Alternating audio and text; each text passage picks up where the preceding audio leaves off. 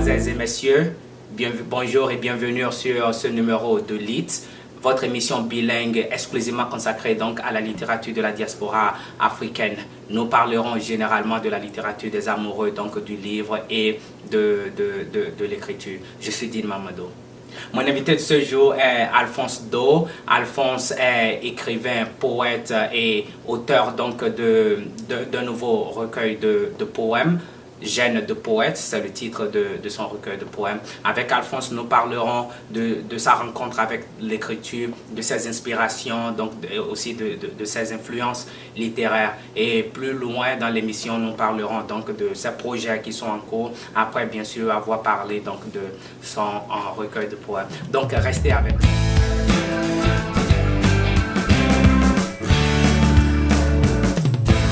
Une fois encore, bienvenue. Comme je vous le disais dans mon introduction, mon invité de ce jour est Alphonse Do. Bonjour Alphonse. Bonjour Dean. Alphonse, vous êtes de formation technicien supérieur de la santé et titulaire d'un master en administration des affaires. Vous avez également eu un autre master en recherche de l'éducation. Vous êtes écrivain, vous êtes poète et la liste continue. Alphonse, comment expliquez-vous votre parcours jusque-là? D'abord, permettez-moi de vous remercier pour tout ce que vous faites pour la diaspora africaine ici aux États-Unis. Vous faites la promotion de la culture africaine dans diverses manières. Vous faites la promotion de l'art africain en termes de l'art vestimentaire, de l'art culinaire, pour ne citer que cela. Et donc, pour moi, c'est un grand honneur que vous m'avez invité aujourd'hui pour parler de mon livre. Alors, comment je me définis ? C'est une question extraordinaire. L'artiste ne se définit presque pas, parce que s'il se définissait, c'est qu'il se contient dans un carcan. Mais toutefois, pour revenir à votre question, Alphonse Do, de mon nom d'artiste, vient de mon prénom, Alphonse, et que j'ai pris dans sa totalité parce que je suis moi-même, vous convenez ça avec moi. Et Do, qui est un diminutif de mon nom de famille, Dovi. J'ai pris le diminutif parce que de mes parents, j'ai hérité que de partie. Je viens de père et de mère, donc je n'ai pas pris la totalité. Et donc ça fait Alphonse Do, qui est mon nom d'artiste. Mais en fait, Do aussi renvoie, puisque nous parlons de la poésie, à la première clé de gamme de la musique, la clé Do. Et donc, qui parle de poésie parle de rythmicité. Bien sûr. Merci beaucoup. Donc voilà, je suis Alphonse Do, poète, écrivain togolais. Pour l'instant, poète, mais à l'avenir peut-être essayiste, peut-être écrivain de roman aussi. Les chances sont ouvertes. Tout à fait. N'est-ce pas? Et puis, Alphonse, vous avez fait le Bénin pendant un moment pour la petite histoire. Et vos premiers vers ont même été écrits au sur Bénin. Le territoire béninois. Voilà. Yeah. Est-ce que vous pouvez un peu aller dans les détails par rapport à ça? Vous savez, je suis de la génération qui a connu, quand il était adolescent, et quand j'étais adolescent, les troubles sociopolitiques des années 90 que les pays africains ont connus. Et ces troubles m'ont amené à m'exiler au Bénin voisin où je préparais mon baccalauréat. Et là, j'avais rencontré un professeur béninois qui nous a fait aimer la littérature et surtout la poésie. Et là, ça m'a rappelé mes vieilles amours. Bien sûr. J'écrivais déjà des proses quand j'étais enfant. Peut-être on aura le temps de revenir là-dessus. Et donc, ça m'a permis d'écrire les premiers vers, où je vais dire peut-être quelques strophes sur le territoire béninois. Oui, je me rappelle que c'était une très très belle aventure. Et parlant de cela, quelles sont vos influences littéraires? Quels auteurs considérez-vous comme muses principales? Vous savez, pour moi, la poésie doit être vue comme un art du langage. Et qui dit art du langage parle de la manière de sculpter les mots, les phrases, que nous appellerons ici dans ce jargon les vers, afin de donner un sens beaucoup plus différent du sens habituel des mots. Et donc, ça renvoie au caractère pittoresque même de la poésie.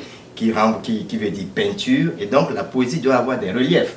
Vous voyez, lorsque vous avez une sculpture déposée, vous devez mettre du temps pour observer la sculpture, voir les jeux de lumière, pour voir les projections de lumière, les zones d'ombre, et donc une poésie doit aller au-delà de la versification, mais doit avoir un relief proposé au lecteur qui permet de s'asseoir, d'avoir un sens second Et je vous dis, mes Ce qu'on pourrait aussi appeler l'âme du poème. Et je vous dis que mes poèmes, il faut faire une relecture. Bien sûr, bien sûr. Ok, on y arrivera, on y arrivera. Et parlant de cela, est-ce ce qui explique votre choix du genre littéraire? Parce que vous auriez pu être essayiste, romancier, mais vous avez particulièrement choisi la poésie. Y a-t-il des raisons derrière cela? Bien entendu, j'aime bien cette question, Dean.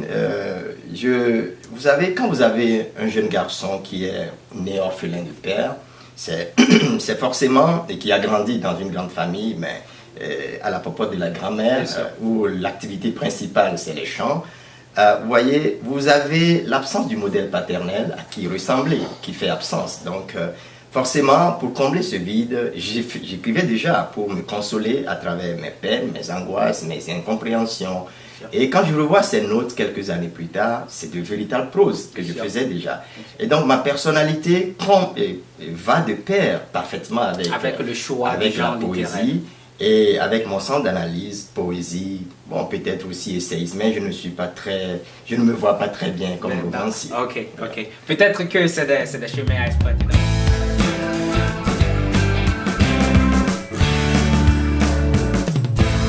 Merci et bienvenue dans cette deuxième partie donc, de cette émission où nous parlerons du livre de Alphonse Do, Jeune de poète, qui est paru aux éditions Eddy Livre en septembre dernier. Alphonse, votre recueil de poèmes contient 38 poèmes et est divisé en 4 parties thématiques. Y a-t-il une raison derrière cela?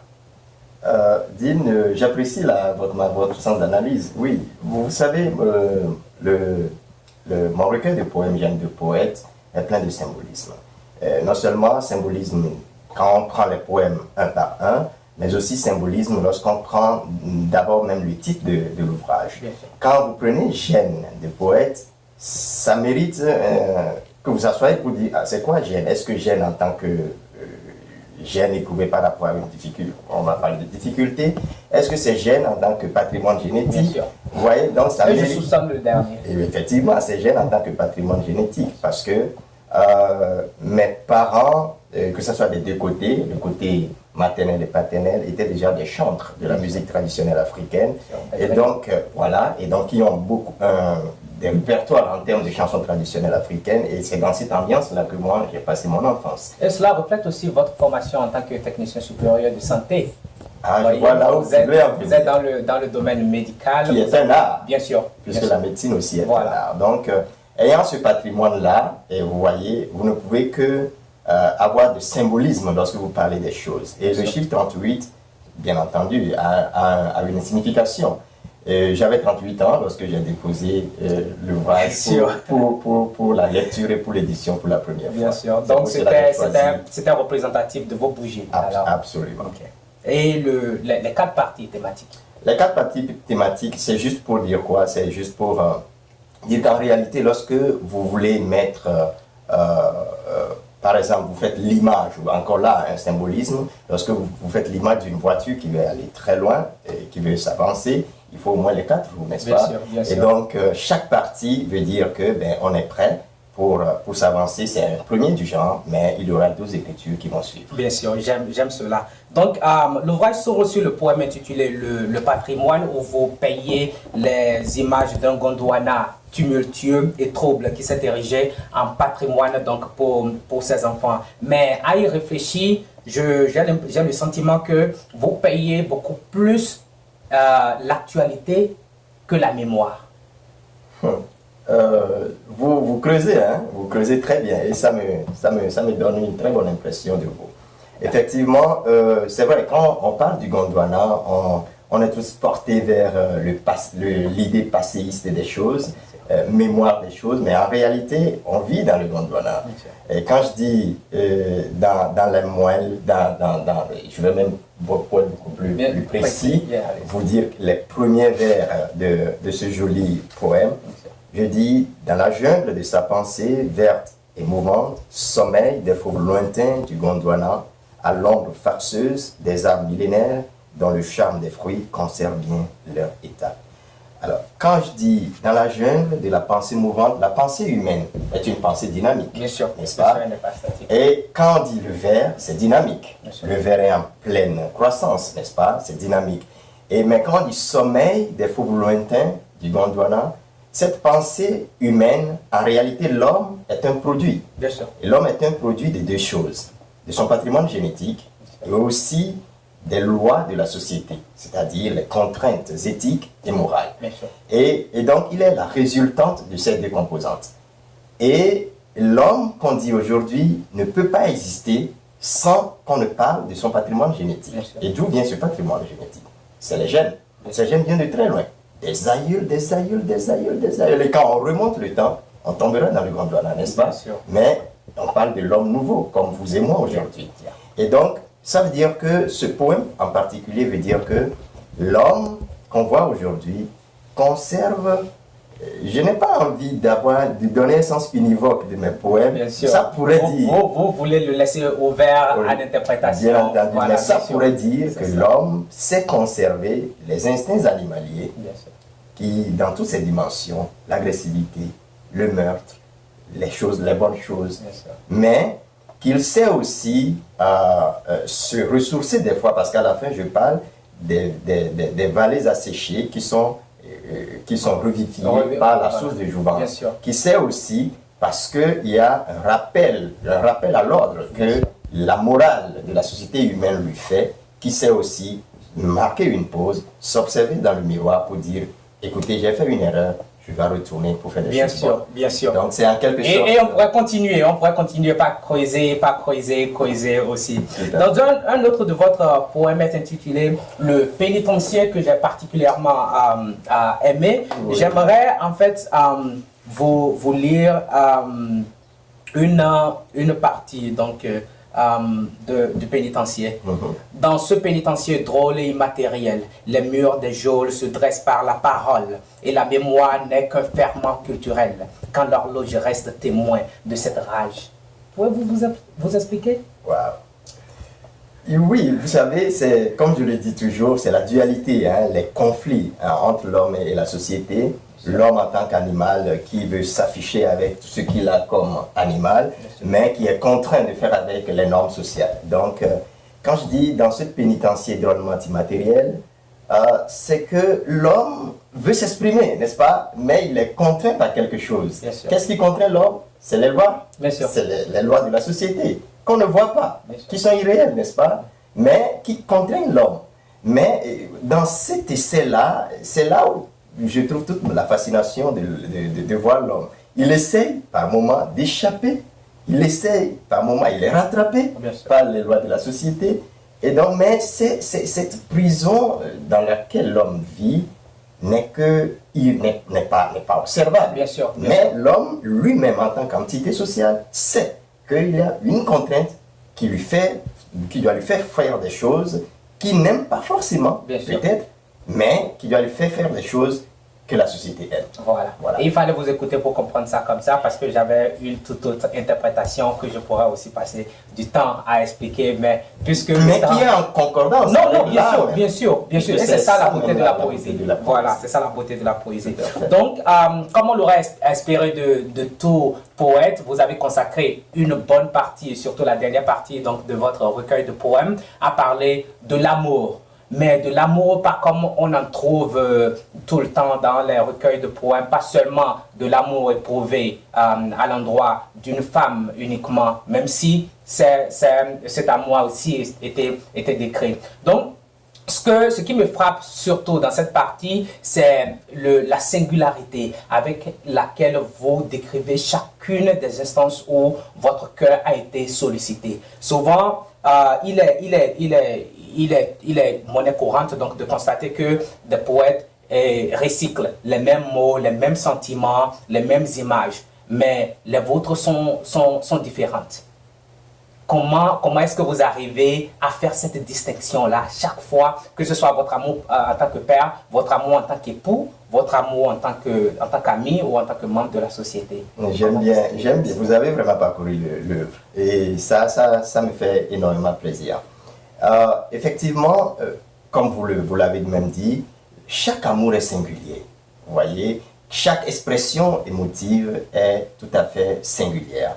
Et j'ai utilisé le jeu quand j'ai abordé la thématique de passion d'un homme envers une femme.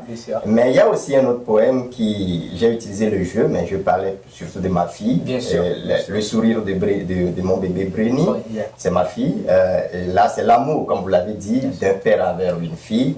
Mais je veux revenir à l'amour que j'ai décrit dans la 4e partie de l'ouvrage, d'un homme envers une femme. J'ai utilisé le jeu, mais vous savez, comme l'un des poètes qui m'ont les plus influencé, qui a le plus de l'influence sur moi, Charles Baudelaire, comme il a l'habitude de le dire, il dit, en parlant du lecteur, que lecteur hypocrite, mon semblable et mon frère. Ça veut dire que le jeu que j'utilise, en fait, c'est un jeu qui est partagé. Ça peut être vous, ça peut être moi, ça peut être l'autre. Tout le monde pourra s'y voyez. Mais il faut dire que, mais là encore, l'homme ne s'est pas extirpé de cette prison-là. Ça, c'est vrai. Il ne s'est pas extirpé. Parce que il a envie, c'est là même on voit tout le caractère premier de l'homme.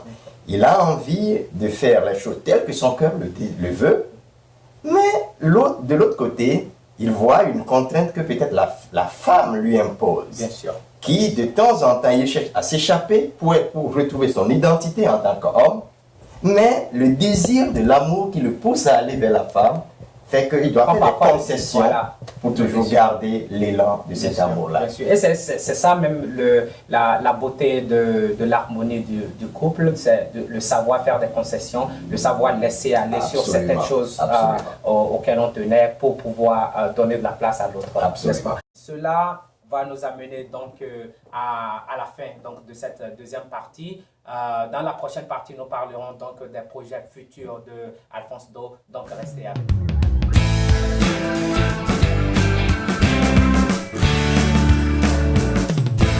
Bienvenue dans cette troisième et dernière partie de votre émission Leeds. Comme je le disais dans l'introduction, nous avons Alphonse Do avec nous et dans cette troisième partie, nous parlerons de ses projets futurs et de tout ce qui se prépare. Alphonse, quels sont les projets d'écriture, en l'occurrence, sur lesquels vous travaillez? Avant même que je ne termine ce recueil de poèmes, j'ai déjà un ouvrage qui est beaucoup plus professionnel parce que vous n'êtes pas sans savoir que j'ai exercé la profession médicale pendant 4 années. Après, j'ai été pressenti par la visite médicale, travaillé pour les firmes pharmaceutiques. Voilà. Et donc, j'ai travaillé, j'ai une parution en vue, mais j'ai voulu me faire connaître parce que ce qui est beaucoup plus proche de ma personnalité, qui est la poésie. Mais au-delà de cela, j'ai en cours d'écriture actuellement un essai et qui parlera, je vais taire le thème de cet essai-là. Oui, mais donnez-nous un avant-goût.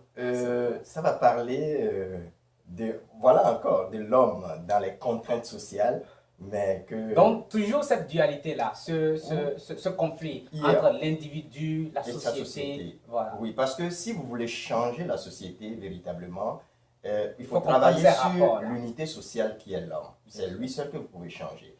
Et mes écritures, que ce soit les essais, que ce soit les poèmes, proposent à l'homme, vous voyez, un véritable miroir qui permet de s'observer, ce qu'on n'a pas l'habitude de le faire souvent, qui permet de s'observer, de voir ce qu'il a fait pour dire, ah oui, je peux changer quelque chose. Mais sans cet arrêt-là, l'homme ne peut véritablement pas changer. Dans sa direction qui peut être de mauvaise direction, et si a fortiori c'est la bonne direction, c'est tant mieux, mais dans la plupart des cas, c'est vers la mauvaise direction. Donc mes écrits proposent ce miroir-là à l'homme. Et donc mon essai va parler d'un thème qui est très cher, qui est d'actualité, qui pour moi constitue une dérive sociale. Et dès que ça va sortir, vous verrez la primauté de cela. D'accord, donc on attend avec impatience. Ce fut un plaisir de parler avec vous. C'est un plaisir partagé. Bien sûr, mais avant de vous laisser partir, j'aimerais vous demander des informations sur comment se procurer le bouquin. Le bouquin, je le rappelle, est titré Gènes de poète et est paru aux éditions Eddy Livre en septembre dernier. Avant de donner les informations concernant là où vous pouvez soutenir l'œuvre de l'auteur, je voudrais tenir forcément à vous remercier pour cette extraordinaire opportunité que vous me donnez en donnant quand même un avant-goût, mais en portant ma voix qui explique quelques-uns de mes vers. Franchement, ça fait du bien et je tiens sincèrement à vous remercier pour cette opportunité. Pas pour moi, mais je sais que vous recevez d'autres auteurs ici et vous faites la promotion de l'art africain, ça me va droit au cœur. Merci. Mon livre se trouve pour l'instant sur le site Edilivre. Oui, Vous allez trouver en bas de l'écran, j'allais dire. et puis sur votre site bientôt. Et bientôt, ce sera également sur Amazon. Vous savez désormais où trouver le livre Gènes de poète de Alphonse Do. Donc, ne vous faites plus prier. Allez chercher votre livre. Mesdames, Mesdemoiselles et Messieurs, ce sera tout pour ce numéro de LIT, votre émission bilingue exclusivement consacrée à la littérature de la diaspora africaine. On se retrouve la prochaine fois pour plus de livres, plus de littérature et plus d'Afrique. Merci.